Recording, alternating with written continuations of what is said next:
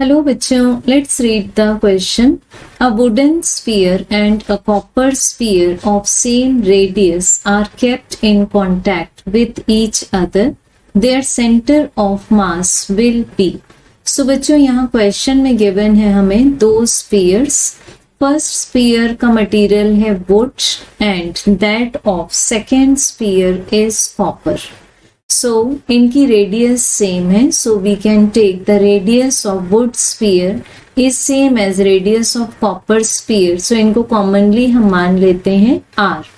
अब ये दोनों को जिनके साइजेस सेम है, ये दोनों को एक दूसरे के साथ कांटेक्ट में रखा गया है. तो let first be the wood sphere and the second be the copper sphere. तो वुड स्फीयर का सेंटर मान लेते हैं O and that of copper sphere as O dash.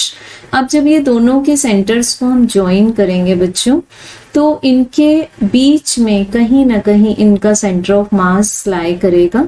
अब हमें देखना ये है कि वुड एंड कॉपर स्फीयर में से कौन सा स्फीयर हैवी है. सो अगर हम ये जान जाते हैं कि कौन सा स्फीयर हैवी है, तो उसके सेंटर के पास लाई करेगा centre of mass. Because as we know, for two bodies of different masses the centre of mass divides their centers inverse ratio in the inverse ratio. So this is R2 by R1. So हमें ये तो known है बच्चों कि density of copper metal is more than that of wood. So अब हम ले सकते हैं कि दोनों को जब एक दूसरे के साथ कांटेक्ट में रखा, दोनों की रेडियस सेम है. इट मींस क्या हुआ, volume of wood sphere is equal to volume of copper sphere. So as हम डेंसिटी को एक्सप्रेस कर सकते हैं, density is equal to mass divided by volume. तो हम वॉल्यूम को लिख सकते हैं मास डिवाइडेड बाय डेंसिटी.